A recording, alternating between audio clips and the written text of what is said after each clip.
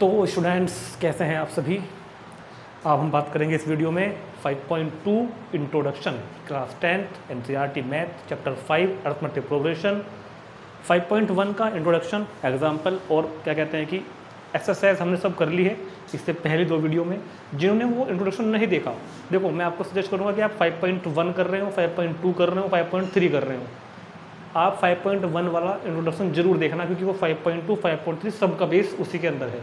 ठीक है, अब तो केवल मैं आपको एक छोटा सा फॉर्मूला बताऊंगा, 2 मिनट लगेंगी, उससे एग्जाम्पल करेंगे बाकी हम इस वीडियो में। कंसेप्ट मेन वही रहेगा जो 5.1 इंट्रोडक्शन का था, इसलिए मैंने यहाँ से ये फॉर्मूले रब नहीं करे हैं, ये सब उसी के फॉर्मूले हैं, बस अब नीचे एक फॉर्मूला और ऐड होगा बस, और कुछ नहीं होगा। तो आप लोग 5.1 इंट्रोडक्शन, 5.1 एग्जाम्पल और अगर चाहो तो 5.1 सॉल्यूशन जरूर देखना, इसी प्लेलिस्ट में मिलेंगे और डिस्क्रिप्शन में आपको लिंक भी मिलेगा। तो ज़्यादा देर नहीं करते हुए शुरू करते हैं 5.2 का इंट्रोडक्शन, फिर उसके बाद करेंगे इसी वीडियो में एग्जाम्पल। तो यहाँ पर जो हमारा टॉपिक होगा उसका नाम होगा, अब जो हमारा टॉपिक होगा उस टॉपिक का नाम है nth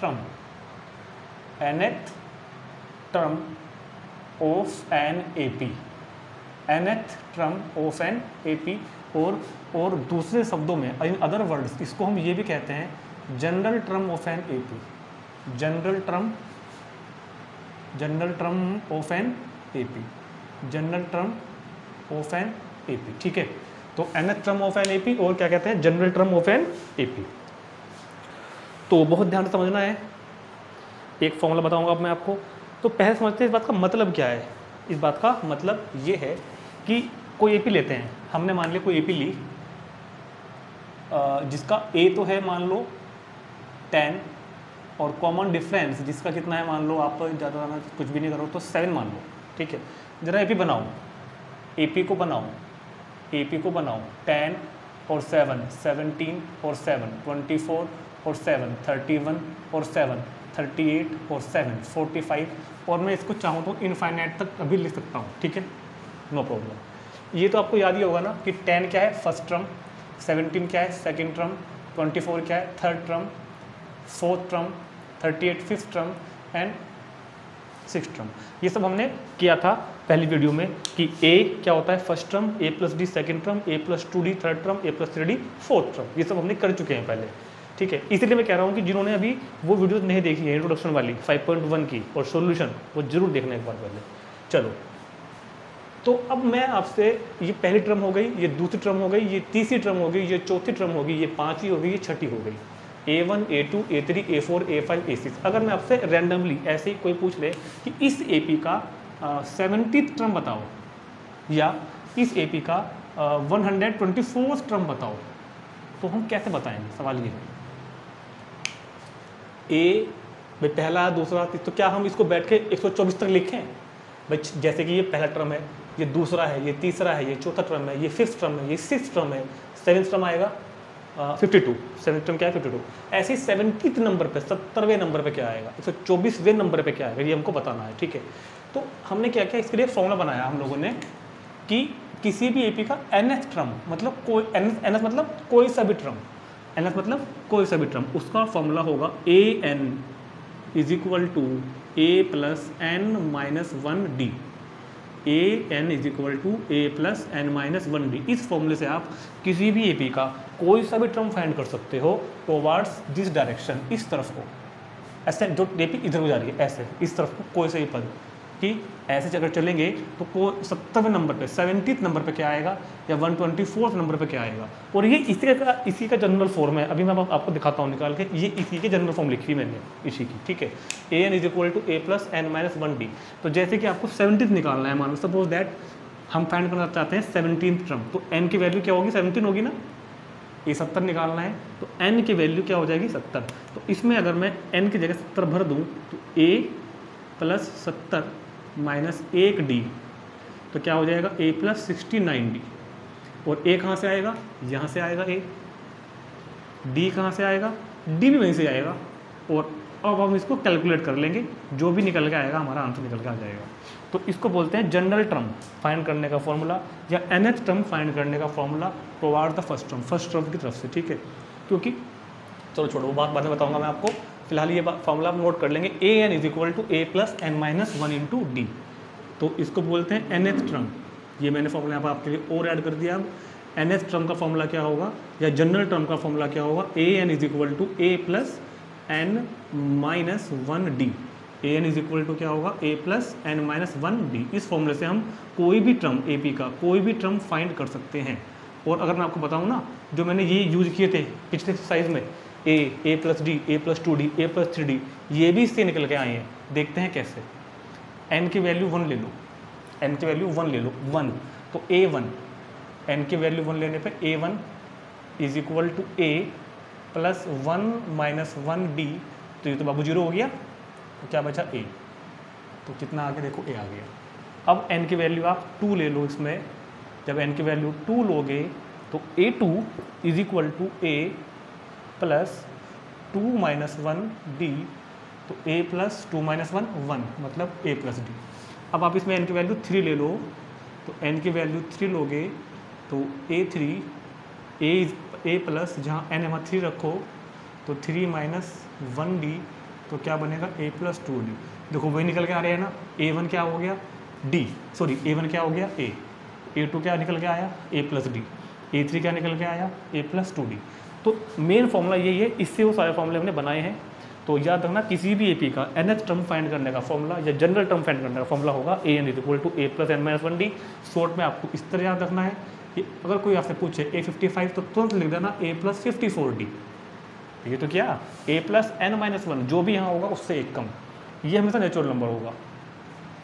a55 is equal to a plus n minus 1d, इससे एक कम। हमने कहा a124 बताओ, तो a plus 123d, a plus 123d। ad कैसे आएंगी, AP से आएंगी देख के।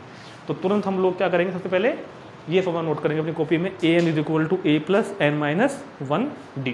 ठीक, नोट करेंगे और फिर देखते हैं कुछ और इंपॉर्टेंट बातें। चलो, ये जो फॉर्मूला मैंने आपको बताया था अभी, an is equal to a plus n minus 1d, ये फॉर्मूला इधर से AP का इधर से निकालने के लिए है। क्योंकि कभी कभी क्या होता है, वो उधर से भी पूछ लेते हैं कि इधर से बताओ, इधर से क्या होगा। मान लो मैं ये कह दूँ, सपोज दैट, वैसा होगा नहीं, जो मैं लिखूंगा वो गलत है। मान लो मैं कहता हूँ कि इस AP का लास्ट टर्म ये है। मान लो मैंने क्या कहा, इस ये AP लिखिए 10, 17, 24, लास्ट का टर्म ये है। तो इधर से 8वां क्या होगा, इधर से पहला है ना भाई, राइट हैंड साइड से इधर से ये पहला, यहाँ दूसरा, यहाँ तीसरा, यहाँ चौथा, इधर से 8वां क्या होगा, उसका फॉर्मूला हमारे पास नहीं है, बल्कि है तो बताऊंगा मैं थोड़ी देर बाद। तो फिलहाल मैंने बताया कि ये जो फॉर्मूला मैंने लिखवाया आपको, ये इधर से टर्म फाइंड करने का है, उधर से नहीं है। ठीक है, ये बात आप ध्यान रखना। उधर से अगर आता है तो क्या करेंगे हम, अगर आपको इधर से भी AP का कोई सा टर्म फाइंड करना है तो उसका एक तरीका है, एक मेथड है, जो क्वेश्चन हमारे बुक में आएगा भी, वहाँ पर बताऊंगा मैं आपको। कि अगर वो कहता है कि इस AP का 7th टर्म बताओ फ्रॉम द लास्ट से 7वां बताना है, तो उसका एक मेथड है। तो लेकिन ये फॉर्मूला कब लगेगा, जब आपसे इधर से पूछा जाएगा। और वैसे भी सारे क्वेश्चन जो हमारे होंगे ना, वो इधर से ही है। क्वेश्चन में लिखा हुआ नहीं आएगा कि आपको टर्म इधर से बतानी है या इधर से बतानी है। अगर कुछ नहीं लिखा तो समझ जाना आपको टर्म इधर से ही बतानी है। अगर उसको लास्ट से पूछनी है तो हाँ लिखा हुआ आएगा, स्पेशल क्वेश्चन आएगा भी हमारे पास कि इतने में टर्म बताओ फ्रॉम द लास्ट। तो लास्ट से तब बताएंगे जो वो कहेगा, अदरवाइज सब टर्म इधर से ही निकलते हैं। ठीक, तो अगर उधर से निकालने के लिए आया तो 2 तरीके हैं। नंबर 1 तो एक मेथड है जो मैं आपको क्वेश्चन में ही बताऊंगा, और एक फॉर्मूला है जो अभी हमारे कोर्स में सिलेबस में नहीं है, तो मैं आपको बताना चाहता नहीं हूँ, लेकिन बता दूंगा, मगर आप उसको यूज़ मत करना क्योंकि वो सिलेबस में नहीं है आपके। अगर आपको लास्ट से निकालना है, nth टर्म फ्रॉम लास्ट, सुनो लिख लेना, कंप्यूटर में काम हो सकता है nth टर्म फ्रॉम लास्ट। अगर आपको लास्ट से निकालना है तो क्या होगा formula, L minus n minus 1d, L minus n minus 1d, where L क्या होता है, लास्ट टर्म। वेयर ये L क्या होता है भैया, लास्ट टर्म। ठीक है, L क्या होता है, लास्ट टर्म।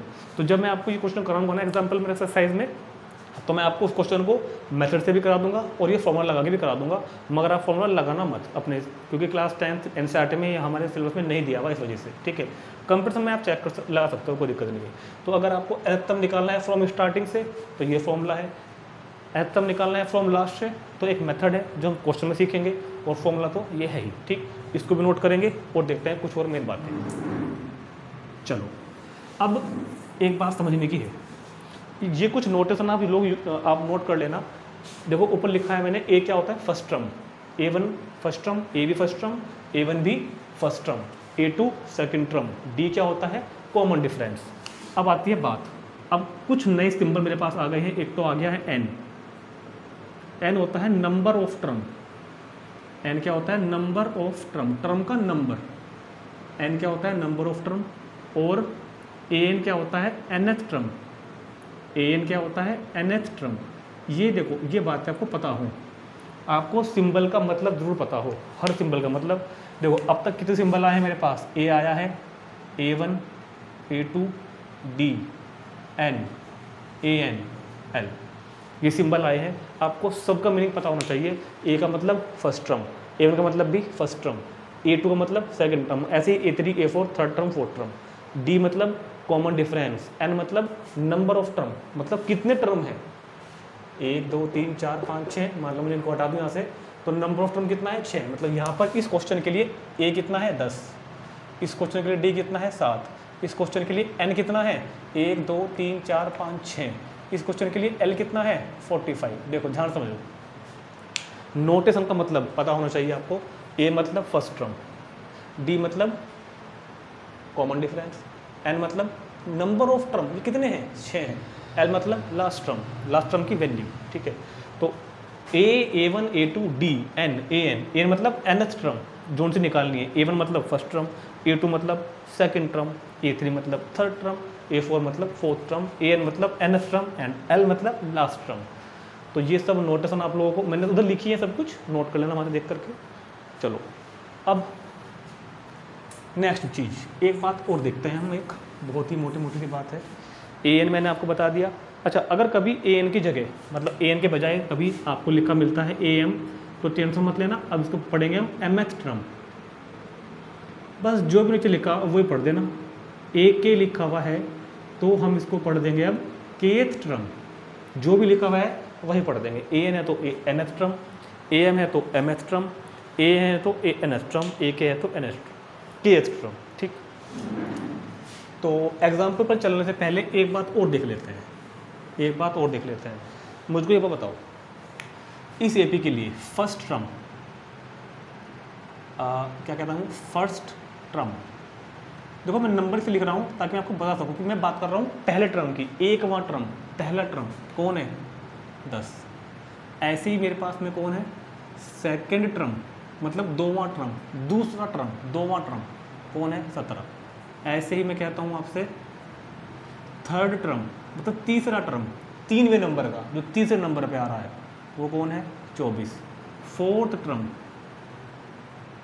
चौथे नंबर का A4 वो कौन है 31। ये बात मैं क्यों बता रहा हूँ, बहुत बच्चों को डाउट आता है N को लेकर और AN को लेकर, N को लेकर और AN को लेकर। देखो AN तो होता है टर्म की वैल्यू, AN तो क्या होता है टर्म की वैल्यू, और N क्या होता है टर्म का नंबर। ये क्या होता है टर्म का नंबर, N मतलब नंबर ऑफ टर्म, टर्म का नंबर। ये वैल्यूज किसकी हैं, ये वाली ये N की वैल्यू है, और ये किसकी वैल्यू है, ये AN की वैल्यू है। मतलब एकवें टर्म की वैल्यू 10, दोवें टर्म की वैल्यू 17, तीनवें टर्म की वैल्यू 24, चारवें टर्म की value 31। The value of first term is equal to 10, the value of second term 17, the value of third term 24, the value of fourth term 31। तो ये अंतर पता हो, N होता है टर्म का नंबर, टर्म का नंबर, और AN होती है टर्म की वैल्यू, nth टर्म की वैल्यू।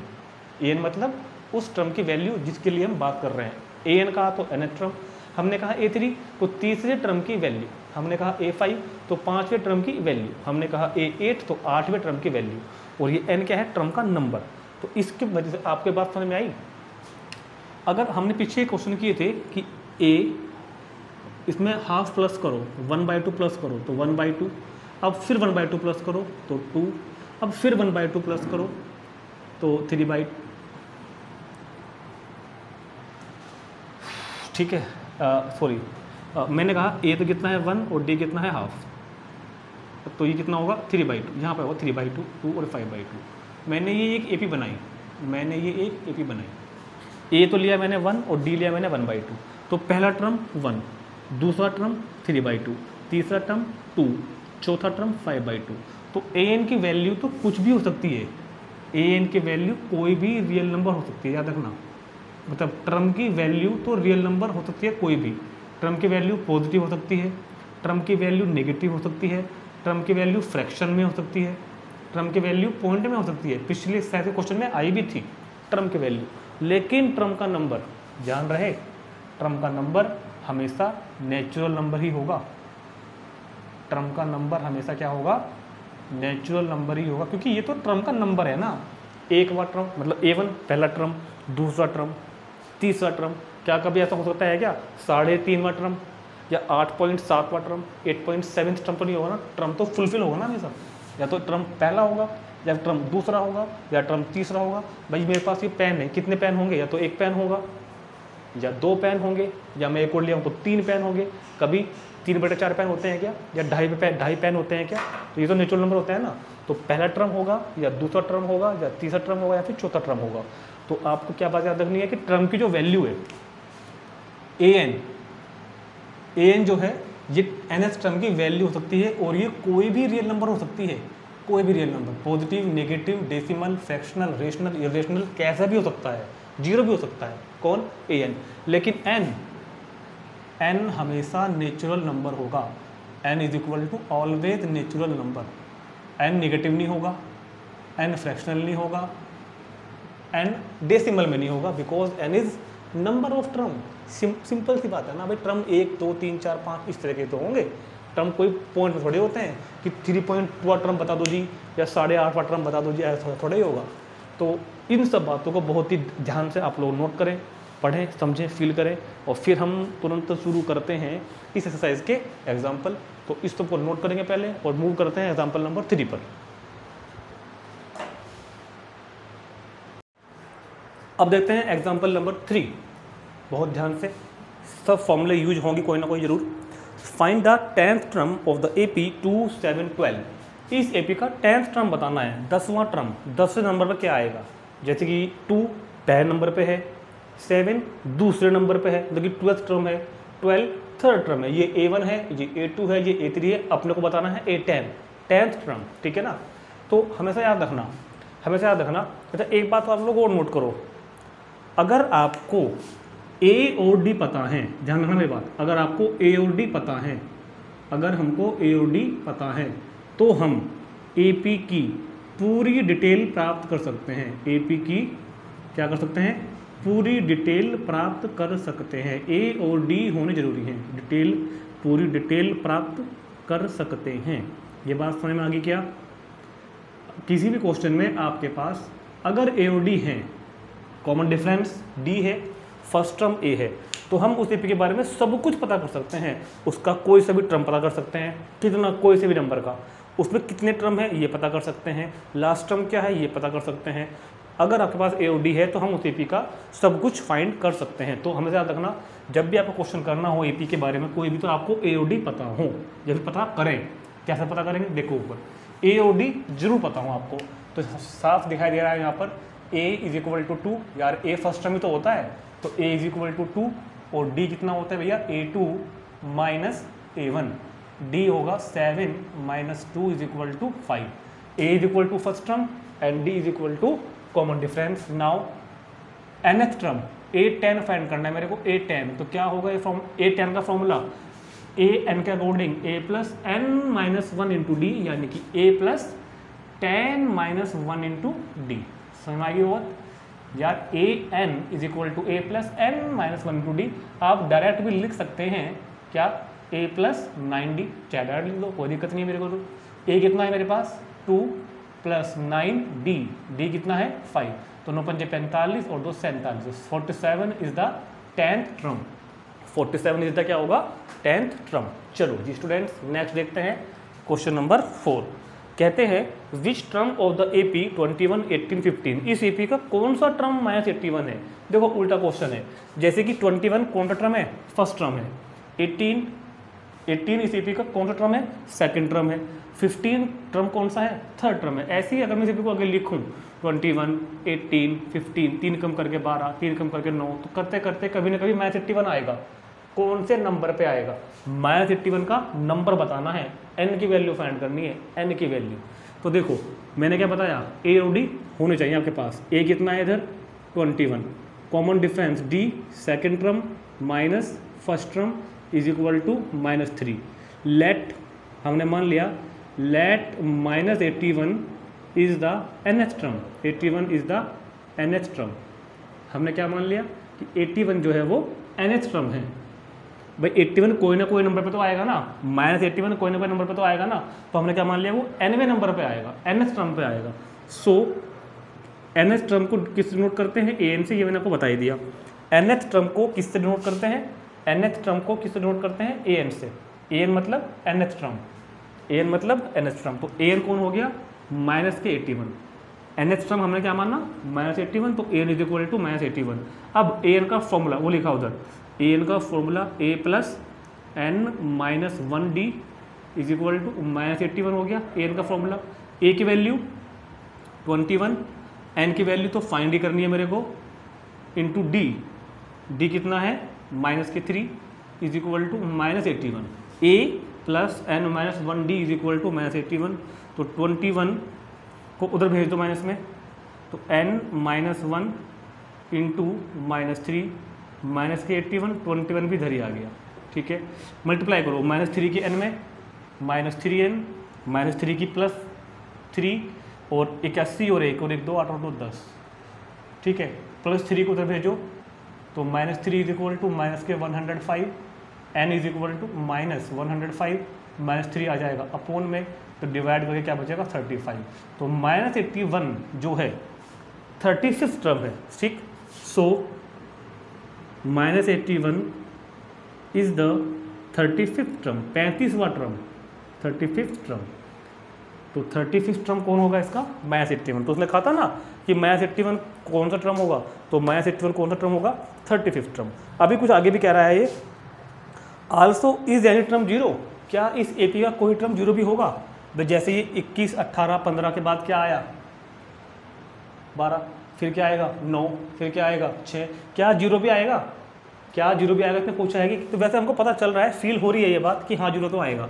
ये 3 कम करने हैं, 21, 18, 3 कम करो 15, 3 कम करो 12, 3 कम करो 9, 9 के बाद 6, 6 के बाद 3, 3 के बाद 0। हाँ आएगा, मगर कैसे करेंगे?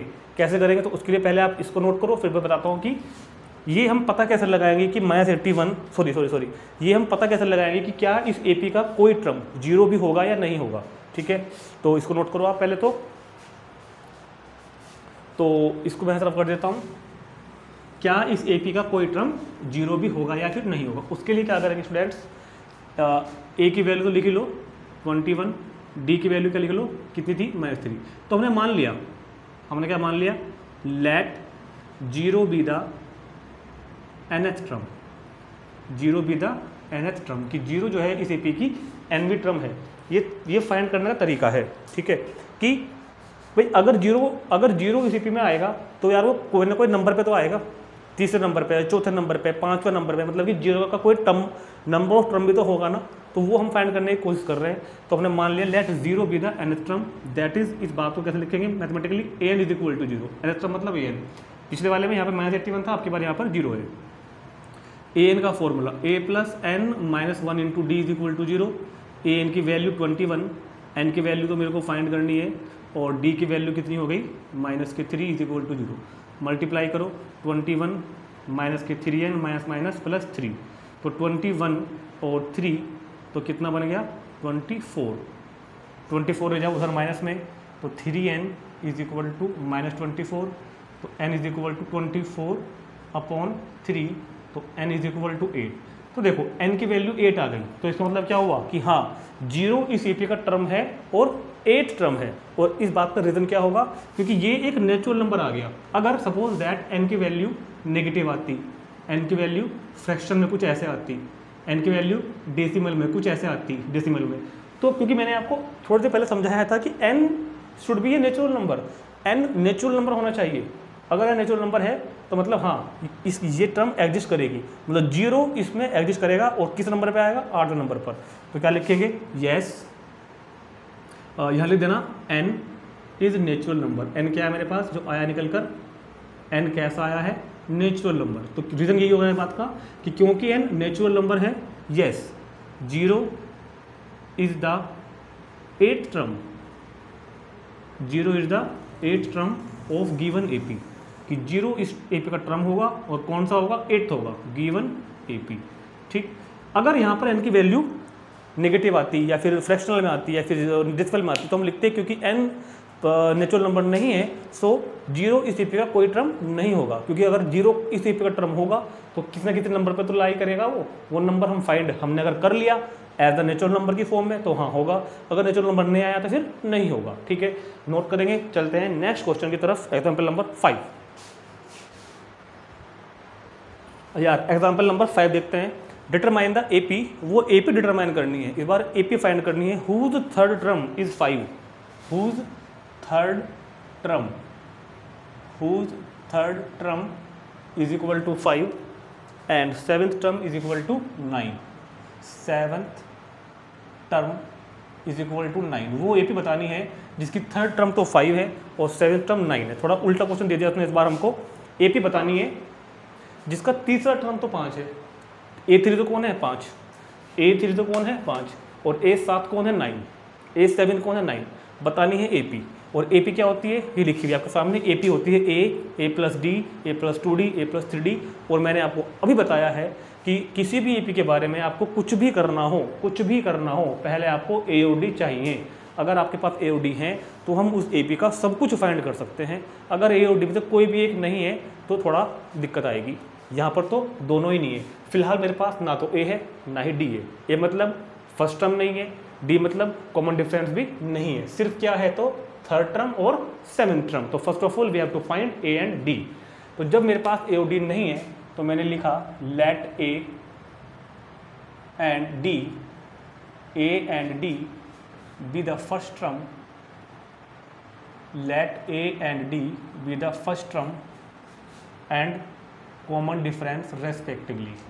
ठीक होगी बात? क्या मान लिया मैंने कि A तो कौन है फर्स्ट टर्म और D कौन है कॉमन डिफरेंस रेस्पेक्टिवली। तो अब सुनो, गिवन, ये गिवन है, गिवन क्या है A3 इज इक्वल टू 5 और A7 is equal to 9। Given क्या है मेरे पास A3, थर्ड टर्म 5 गिवन है और 7th टर्म 9 है। A3 is equal to 5, A7 is equal to 9। अब क्या मुझे कोई बताएगा A3 को मैं क्या फॉर्मूला लिखूँ A3 का, A3 का फॉर्मूला बताएगा कोई। जब AN का फॉर्मूला ये है तो A3 का फॉर्मूला याद करो क्या होता है भाई, सबको पता है। A3 का फॉर्मूला होता है A plus 2D is equal to 5 और A7 का फॉर्मूला क्या होगा, A7 का फॉर्मूला होगा A plus 6D is equal to 9। भाई A3 का formula A plus 2D, A7 का फॉर्मूला A प्लस 6D। अब ये बन के देखो, याद करो दो equation, linear equation in 2 variable वाले चैप्टर में पहुंचो, एलिमिनेशन मेथड से इसको सोल्व कर लो, A और D की वैल्यू आ जाएंगी और A और D की वैल्यू ही मुझको चाहिए। मैंने बताया ना, किसी भी AP के लिए कुछ भी फाइंड करना हो तो A और D चाहिए। तो इनको हम एलिमिनेशन या सब्स्टिट्यूशन से कैसे भी सोल्व कर लेंगे, A और D आ जाएगा, यहाँ रख देंगे AP आ जाएगी। समझ में आई बात? तो सबट्रैक्ट कर देता हूँ मैं इनको पहले यहाँ पर, सबट्रैक्ट करने पर साइन चेंज नीचे वाली के, A से A cancel, 2D minus 6D तो माइनस के 4D, 5 माइनस 9 तो माइनस के 4, minus minus cancel, D is equal to 4/4 तो D इज इक्वल टू 1। ये लो भैया D तो आ गया, D की वैल्यू पुट करो फर्स्ट में, पुट इन फर्स्ट, तो ये बनेगा A plus 2D is equal to 5 तो A plus 2 is equal to 5, 2 गया उधर माइनस में तो A is equal to 3, A भी आ गया D भी आ गया। अगर आपके पास A और D है तो समझ जाना आपके पास AP के बारे में सब कुछ है, जो वो पूछेंगे ना हमसे एग्जाम में सब कुछ है अगर A और D है आपके पास। तो फिलहाल क्या पूछ रहा है वो AP। तो जब आपसे AP पूछी जाए तो आपको कम से कम 3 टर्म तो लिखनी है, ज़्यादा लिख दो कोई प्रॉब्लम नहीं है, मगर 3 तो जरूर लिख देना, A plus 2D and so on. तो चलो निकाल लो, A कितना है 3, अगला A प्लस D मतलब कि 4, A प्लस 2D मतलब कि 5, चाहो तो आगे लिख दो 6। तो this is your answer, 3, 4, 5, 6, this is your required AP। Note करेंगे फास्ट और देखते हैं next question. Next question is example number 6, check whether 301 is a term of the list of the number 5, 11, 17 and 23। ये चेक करना है कि 301 301 जो है वो इस लिस्ट में कोई आगे चल के नंबर आएगा भी नहीं आएगा। 5 और 6 11, 11 और 6 17, 17 और 6 23, 6 और 6 29, 29 और 6 35, करते रहो। क्या 301 आएगा या नहीं आएगा? तो अगर हम इसको ऐसे लिखने बैठ जाएं जैसे मैं बता रहा था 5 + 6 + 6 + 6 + 6, तो हम तो बड़ा बेवकूफ़ कोई नहीं है, फिर तो कहाँ तक लिखोगे बैठकर। तो हम एक तरीका लगाएंगे, हम ये एज्यूम कर लेते हैं कि हाँ 301 इस एपी का टर्म है। हम मान लेते हैं थोड़ी देर के लिए कि हाँ 301 इस एपी का कोई ना कोई टर्म है।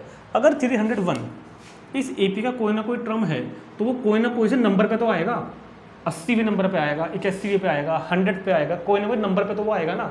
इसका कुछ जैसे कि यार 5 इस एपी का टर्म है, पहला टर्म है, 11 भी है, सेकंड टर्म है, 17 भी टर्म है, थर्ड टर्म है, 23 भी इसका टर्म है, फोर्थ टर्म है। इन सबके नंबर है ना अपने अपने कि 23 कौन सा नंबर पे है, A4 पे। ऐसे ही अगर 301 इसका कोई नंबर है, इसका कोई वैल्यू है, तो कोई ना कोई से नंबर पे तो होगा। मतलब अगर ये an है, मैं इसको n मान लेता हूँ कि हाँ ये nth टर्म है, कोई तो n कितना होगा इसका, वो फाइंड करना है। तो अब मैं n फाइंड करूँगा और अगर ये n नेचुरल नंबर आ गया तो हाँ ये इस एपी का टर्म होगा, और अगर नेचुरल नंबर नहीं आया तो फिर नहीं होगा। जैसे हमने भी पीछे एग्जाम्पल और भी किया था। तो हमने लिख लिया यहाँ पर a कितना है 5, जीरो आप लिख लिया करो पहले। d कितना है 11 - 5 = 6 and let us suppose let 301 is the nth term, ये हमने मान लिया, एज्यूम कर लिया हमने कि ये इसका कोई nth टर्म है, nवें नंबर पे आएगा। और अगर हम अब n फाइंड करने में कामयाब हो गए, मान लो n की वैल्यू आ गई 89, तो हाँ 301 इस एपी का 89वां टर्म है। और अगर l की वैल्यू नेगेटिव आ गई, डेसिमल में आ गई, तो फिर नहीं है। तो क्या फॉर्मूला होता है an, तो इसको हमने क्या माना nth term means an = 301। an का फॉर्मूला बता दो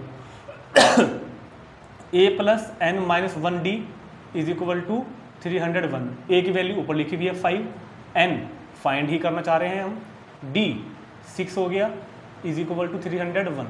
मल्टीप्लाई करो 6 की n में 6n, 6 की 1 में 6 = 301। 5 में 6 गया तो कितना बचा -1 = 301। तो 6n = 302। सो n = 302/6, डिवाइड करो 2 से तो कितना बचेगा 151/3। अब ये कटेगा नहीं आगे, 151/3। तो because this is not a natural number, तो क्या लिखोगे आप, क्योंकि the value of n is not a natural number, इसलिए 301 can not be any term of given AP. तो 301 जो है इस एपी का कोई टर्म नहीं हो सकता, क्योंकि अगर होता तो वो नंबर निकल के एक आता नेचुरल नंबर की फॉर्म में, मगर नहीं आया तो मतलब 301 इस एपी में कोई टर्म नहीं पड़ेगा। बहुत इंपॉर्टेंट क्वेश्चन था। इस तरह का क्वेश्चन हम एक्सरसाइज में भी करेंगे और अक्सर एग्जाम में पूछा जाता है, तो तुरंत नोट करो फास्ट, वेरी फास्ट। और देखते हैं 7th example number 7। How many 2 digit number divisible by 3। 2 digit के ऐसे कितने नंबर हैं जो 3 से डिवाइड होते हैं। इस तरह के क्वेश्चन बहुत सारे हैं, हमारी एनसीईआरटी के अभी एक्सरसाइज में भी आएंगे, और जो अदर्स बुक होती हैं आर डी शर्मा, आर.एस. या फिर जो आपके टीचर आपको सजेस्ट करते हैं उनमें ये आपको क्वेश्चन जरूर मिलेंगे इस तरह के, कि how many 2 digit number divisible by 3, या फिर 2, या फिर 4, या फिर 7, या फिर समथिंग कुछ भी, या how many number divisible by 3 digit के पूछ सकते हैं, 2 डिजिट के पूछ सकते हैं। इस तरह के बहुत सारे क्वेश्चन बनते हैं, इंपॉर्टेंट भी होते हैं, अक्सर एग्जाम में आते हैं, याद रखना।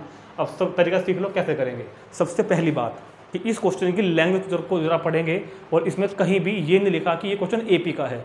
मतलब अगर आप एग्जाम पॉइंट ऑफ व्यू से देखो कि आप एग्जाम में बैठे हुए हो, सपोज दैट, तो वहाँ पे क्या चैप्टर का नाम तो नहीं लिखा हुआ आता ना कि ये क्वेश्चन एपी से आया है, या क्वाड्रेटिक इक्वेशन से आया है, या प्रोबेबिलिटी से आया है, ऐसा तो कहीं लिखा हुआ आता वहाँ पर। तो फिलहाल तो हम चैप्टर कर रहे हैं तो हमको पता है कि एपी का यूज होगा, मगर इस लैंग्वेज में, अब मान लो आप एग्जाम में बैठे हो, वहाँ ये लैंग्वेज लिखी हुई आई क्या, how many 2 digit numbers are divisible by 3। तो हमको फिलहाल नहीं पता कि क्वेश्चन एपी का है, ठीक है ना। हाँ, जब हम कर लेंगे, प्रैक्टिस कर लेंगे, एग्जाम कर लेंगे, सैम्पल पेपर कर लेंगे, तो हमको पता चल ही जाएगा फिर तो हमको पहले ये देखना है कि ये एपी का क्वेश्चन क्यों है। और फिर पता लगाएंगे कि 2 डिजिट के ऐसे कितने नंबर हैं जो 3 से डिविजिबल हैं। ये चीज़ 2 डिजिट के अलावा 3 डिजिट में भी आ सकती है, ये नंबर कुछ और भी आ सकता है, ध्यान रखना। तो पहले मैं लिखता हूँ 2 digit number divisible by 3। 2 digit के नंबर जो 3 से डिवाइड होते हैं, पहला कौन है 12, दूसरा कौन है 15, तीसरा कौन है 18। और अगर मैं ऐसे ही करने बैठ जाऊँ तो मुझको बहुत टाइम लगेगा, लेकिन क्योंकि अच्छा लास्ट कौन होगा 99, यहाँ तो फिर भी 2 डिजिट के थे तो थोड़ा लिखने में ईजी रहा। अगर ये ज़्यादा आ जाते हैं कि अप टू 1000, कि 1000 तक के बताओ, 1000 तक ऐसे कितने नंबर हैं जो 3 से डिविजिबल हैं, तो लिखने में बहुत टाइम लग जाएगा ना। तो इसका तरीका ये होता है कि 3 लिखो शुरू के, 1 लिखो लास्ट का। ये आपको सोचना पड़ेगा अपने माइंड से, ये सोचना पड़ेगा क्या 3 स्टार्टिंग के और 1 लास्ट का, ये तो सोचना ही पड़ेगा। तो इतना तो आपको पता ही है यार, 10th क्लास में आ गए आप। 2 डिजिट के नंबर जो 3 से कटते हो तो 12, 15, 18 और लास्ट तो 99 ही होता है। अब बताना है कि ये कितने हैं, 12, 15, 18, 21, 24, 27 करते करते 99 तक जो आएंगे वो कितने आएंगे, हमको ही बताना है। तो पहले देख लेते हैं कि क्या ये एक एपी है। हाँ, ये एक एपी है। तो लिखना this is an AP, this is an AP with first term a is equal to 12 and common difference 15 minus 12 is equal to 3। तो मेरे पास ए भी है और डी भी है। बहुत अच्छी बात है हमारे लिए कि ए और डी दोनों हमारे पास में है, क्योंकि हमें किसी भी एपी के बारे में अगर कुछ भी करना हो ए और डी होने जरूरी है।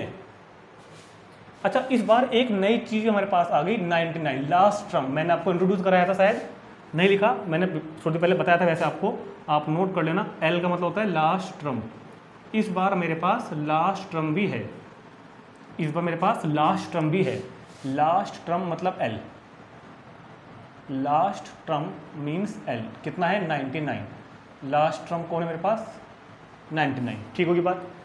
अब मुझको करना क्या है क्वेश्चन में, मुझको बताना है कि ये यहाँ से आता है कितने हैं, नंबर ऑफ टर्म फाइंड करने हैं मेरे को, नंबर ऑफ टर्म्स।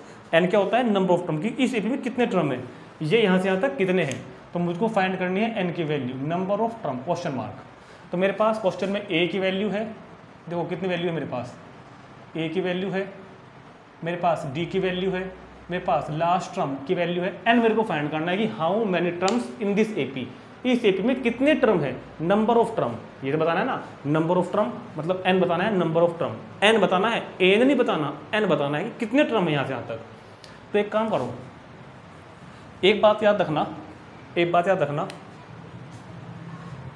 जिस क्वेश्चन में आपको 99 जिस क्वेश्चन में आपको लास्ट टर्म दिया हुआ होगा ना, जिस क्वेश्चन में आपको लास्ट टर्म दिया हुआ होगा तो लिखना है आप यहाँ पर, क्योंकि L is the last term, क्योंकि L is the last term,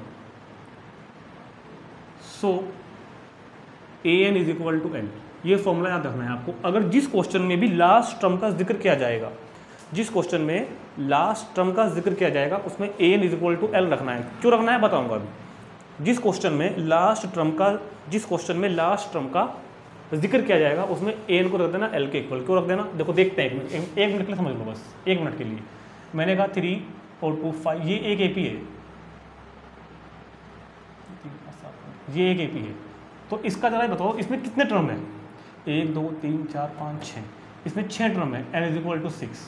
और इसका लास्ट टर्म कौन है, लास्ट टर्म की वैल्यू क्या है 13। यहाँ पर नंबर ऑफ टर्म तो 6 है और लास्ट टर्म कितना है 13।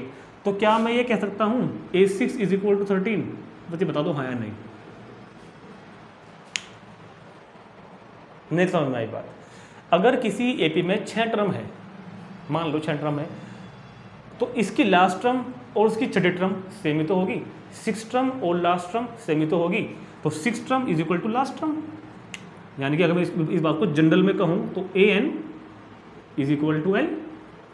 भाई और देख लो, हमने कहा 5 और 5 10, 2 और 5 15 और 5 20 और 5 25। हमने कहा इस एपी में 5 टर्म है, इस एपी में 5 टर्म है, n इज इक्वल टू 5, और 5वीं टर्म क्या है 25। एपी में 5 टर्म और 5वीं टर्म क्या है 25, मतलब कि यही क्या है लास्ट टर्म। 5वीं टर्म मतलब 5th टर्म और लास्ट टर्म सेम होगी, तो ये हो तो गया, 5 की वैल्यू n तो है, n is equal to L। तो इसलिए याद रखना जब भी किसी क्वेश्चन में आपको L दिया हुआ है तो n इज इक्वल टू किसके होता है L के, n is equal to L। और an का फॉर्मूला होता है a n-1 डी उधर लिखा हुआ है, ठीक है, इज इक्वल टू एल। रखो a की वैल्यू 12, n की वैल्यू फाइंड करनी है, d की वैल्यू कितनी थी 3, l 99, 12 गया उधर माइनस में, तो n-1 is equal to 99 minus 12, n-1 into 3 कितना बचेगा 87, तो n-1 3 गया अपॉन में 87/3, तो n-1 इज इक्वल टू 29, 1 गया प्लस में, तो n इज इक्वल टू 30। तो देयर आर 30 डिजिट हैं, 30 नंबर हैं 2 डिजिट के जो 3 से डिविजिबल हैं, मतलब 12, 15, 18, 21 up to 99, there are 30 term, ठीक। तो बहुत ही इंपॉर्टेंट क्वेश्चन है। इस तरह क्वेश्चन हम एक्सरसाइज भी करेंगे 2-3 और एग्जाम में आते भी हैं और आपको हर सैम्पल पेपर में जरूर मिलेंगे। तो अच्छी तरह समझ लेना, नोट कर लेना और ये बात अपने माइंड में फिट कर लो। जब भी क्वेश्चन में एल दिया हुआ होगा तो ये फॉर्मूला आपको लगाना ही लगाना पड़ेगा। क्वेश्चन में ऐसी सिचुएशन बन के आएगी कि N is equal to L, ठीक। नोट करेंगे तुरंत। देखो है 10, 7, 4 एंड -62। तो find the 11th term from the last term. Find the 11th term from the last term toward the first term of this AP. मतलब इस एपी का last से इधर से अगर इधर को चलेंगे, इधर से अगर इधर को चलेंगे तो 11th टर्म बताना है। जो मैंने आपको इंट्रोडक्शन तो थोड़ी देर पहले कराया था, उसमें मैंने बताया था कि ये फॉर्मूला को हम लगाते हैं जब हमको इधर से निकालना है, ठीक है। जब हम इधर से निकालना चाहेंगे तो फॉर्मूला क्या होगा या फिर कैसे करेंगे वो देखते हैं। और आपको याद होगा मैंने आपको एक फॉर्मूला बताया था जिसके लिए मैंने कहा था कि ये हमारे सिलेबस में नहीं है, फिर भी मैं आपको ये क्वेश्चन उससे करा दूंगा। हमारे सिलेबस में इस तरह के क्वेश्चन को करने का मेथड है जो मैं आपको सिखाने वाला हूँ अभी, कि अगर लास्ट से फाइंड करना है तो कैसे फाइंड करेंगे। बहुत ध्यान से देखना, बहुत ध्यान से। फॉर दिस एपी, अगर हम इस एपी की बात करें जो लिखी हुई बोर्ड पर जो गिवन है, फॉर दिस एपी, ए कितना है 10 और इसका डी कितना है 7 - 10 is equal to -3। Clear. Now write in reverse order, write in reverse कर लिख दो इसको, राइट इन रिवर्स ऑर्डर। अगर मैं इस एपी को उल्टे क्रम में लिखूं, ऐसे उठा के ऐसे लिख दूं तो क्या होगा -62। अब बताओ जो 3 के अंतर चल रहा है ना, 3 कम हो रहे हैं ना, 10 से 3 कम फिर 3 कम, तो इससे पहले क्या रहा होगा, ध्यान से देखो, दिमाग पर जोड़ लगाओ, -59 रहा होगा या नहीं रहा होगा भाई। 3 यहाँ पे 3 कम होकर आएगा 1, फिर 3 कम होकर आएगा -2, फिर 3 कम होकर आएगा -5, तो यहाँ पर -59 रहा होगा। उससे एक पहले क्या रहा होगा, 3 और कम कर दो, -56 रहा होगा, एंड सो ऑन। हम आ गए होंगे किस पर, 10 पर। भाई इस एपी का 3 का कॉमन डिफरेंस है, 3 का इसमें कॉमन डिफरेंस है -3 का। मैंने इसको उधर से ऐसे लिख दिया, तो -62 से जस्ट पहला क्या रहा होगा, -59, -56 एंड लास्ट टर्म 10। तो अब ये एपी बन गई उल्टे क्रम में। अब हम इसका निकाल देंगे 11th टर्म। भाई जो इस एपी का 11th टर्म होगा स्टार्टिंग से, वो इस एपी का 11th टर्म कहाँ से होगा, लास्ट से। तो इस एपी के लिए ए कितना है -62 और इस एपी के लिए कॉमन डिफरेंस कितना है, second term minus first term.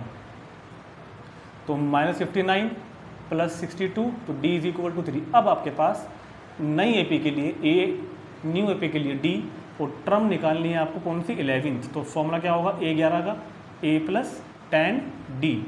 a की वैल्यू -62 + 10 और d की वैल्यू 3, तो 10 × 30, -62 + 30 तो -32। तो इस एपी का लास्ट से जो 11th टर्म होगा वो होगा -32। तो तरीका समझ में आया ना। हमने इसको इस एपी का ना निकाल के इसको पहले पलट दिया, उधर से निकाल दिया, बात तो एक ही है। तो ये मेथड आपके सिलेबस में जो आपको करना है। फिर भी मैंने आपको एक फॉर्मूला बताया था जो बच्चे कंपटीशन की तैयारी कर रहे हैं कि फ्रॉम लास्ट, अगर आपको लास्ट से कोई भी टर्म निकालना हो, फ्रॉम लास्ट nth टर्म अगर आपको लास्ट से निकालना है तो फॉर्मूला होता है उसका क्या होता है भैया, L - n - 1 × d। तो अब आपको बस आपकी यही वाला काम करेगी, अब आपको नई बनाने की जरूरत नहीं है। L देखो कितना है उधर, L देखो कितना है -62 माइनस n कितना है, मतलब कौन सा निकालना है 11 -1 और d कितना था इसी का ही। जब आपको ये फॉर्मूला लगाना है ना तब तो जो ओरिजिनल एपी है वही वाली लेनी है, a d वगैरह सब ऐसे लेने हैं, फिर तो आपको l d वगैरह। तो क्या होगा -62, 11 में से 1 गए 10, 10 या 30, तो -62 और +30 -32। तो ये इसका आंसर आ गया। जो यहाँ आया था वही आ गया। इतने ज़्यादा इजी है, मगर हमारी बुक में नहीं दिया तो हम इसको यूज़ नहीं करते। फिर भी जो बच्चे कंपटीशन की तैयारी करते हैं उनके लिए बता रहा हूँ कि लास्ट से निकालने का फॉर्मूला ये होता है। नोट करेंगे तुरंत जल्दी से। देखते हैं 9th example number 9, question number 9, और यह है वर्ड प्रॉब्लम। तो कहता है कि ए सम ऑफ ₹1000, 1000 रुपये हमारे पास है principal, invested at 8% simple interest, उसको 8% की दर पर सिंपल इंटरेस्ट पर दिया गया है। क्या कहता है, calculate interest at the end of each year, her year के एंड का इंटरेस्ट कैलकुलेट करो। पहले ईयर के एंड का इंटरेस्ट, सिंपल इंटरेस्ट, कंपाउंड नहीं है, फिर सेकंड ईयर के लास्ट का इंटरेस्ट, फिर थर्ड ईयर के लास्ट का इंटरेस्ट कैलकुलेट करो और बताओ कि do these interest from MAP, कि जो इंटरेस्ट निकल के आ रहे हैं वो AP बनाएंगे या नहीं बनाएंगे। तो पहले निकाल लेते हैं इंटरेस्ट। तो क्या लिखेंगे सबसे पहले हम, the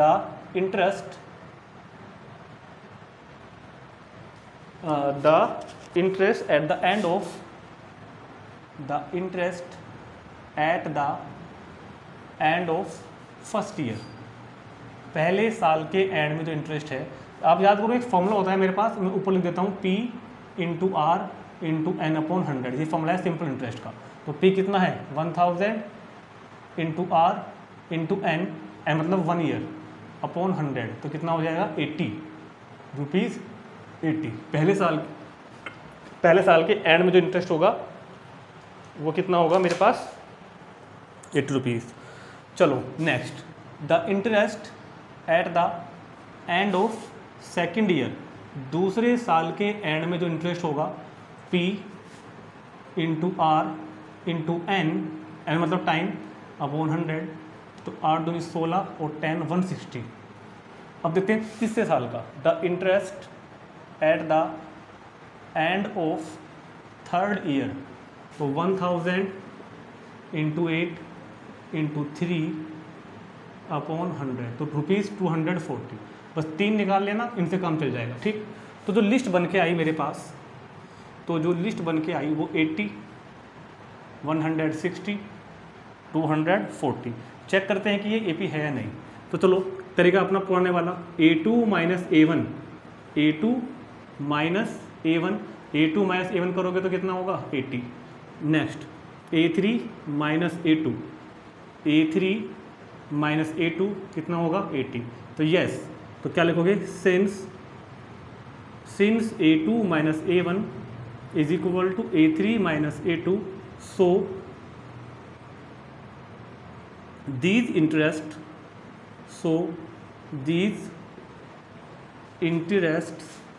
form an AP, these interests form an AP with common difference, जिनका कॉमन डिफरेंस कितना है 80।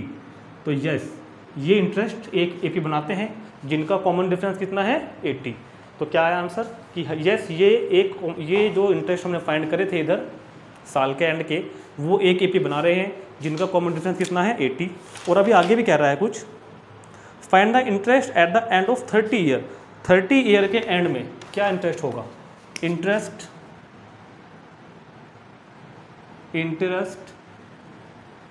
At the end of 30th year. अब सुनो, 30th ईयर का लास्ट का इंटरेस्ट फाइंड करने के लिए हम ये तरीका लगा सकते हैं बिल्कुल, P × R × ऊपर यहाँ 30 ले लूँगा और आंसर 2400 आ जाएगा, क्योंकि P 1000 है, रेट वही है, और यहाँ पर 3 की जगह क्या ले लूँगा मैं 30, तो आंसर क्या आएगा 240। मगर देखो उसने क्या लिखा हुआ है, साफ साफ लैंग्वेज कहता है वो, making use of this fact, इस फैक्ट का यूज करते हुए। मतलब आप मोटा मोटा मानो कि आपको A1, ये A2, ये A3 है, अब आपसे A30 पूछ रहा है वो, इस AP के लिए क्या पूछ रहा है A30। तो हमको ये 30th ईयर का जो इंटरेस्ट है वो ऐसे ना निकाल के AP के फॉर्मूला से निकालना है। कैसे, A30 is equal to A + 29D। Answer पता है मुझे 2400 आएगा आंसर, क्योंकि जब 30 लूँगा ना, 0 लूँगा तो 2400 आएगा।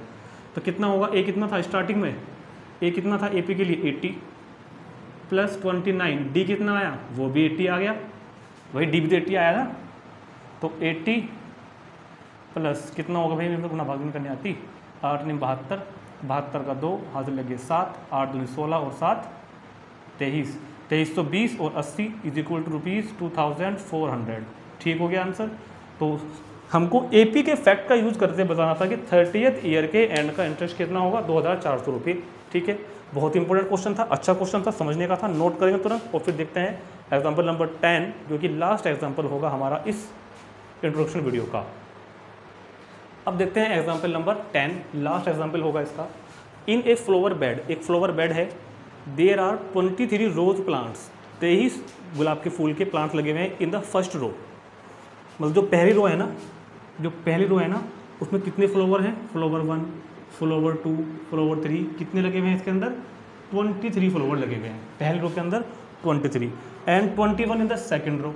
जो सेकेंड रो आएगी नीचे ले लेते हैं, चलो सेकेंड रो में कितने लगे हुए हैं 21, F1 फूल 1 मतलब फ्लावर 1, और कितने लगे हुए हैं इसके अंदर 21, एंड द थर्ड रो इन 19, तीसरी रो में आ जाओ, तीसरी रो में कितने फ्लावर हैं 19।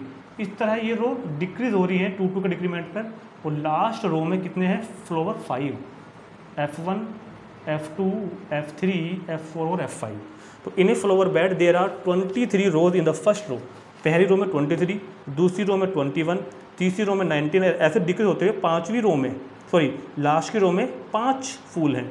How many row are there are in flower bed, तो टोटल कितनी रो है, पहले रो में 23, दूसरी रो में 21, तीसरी रो में 19, अब रो पता नहीं कौन सी है, तीसरी रो में कितने हैं, चौथी में, पाँचवीं में, बस ये पता है लास्ट की में 5 है, लास्ट की रो में 5 फ्लावर है।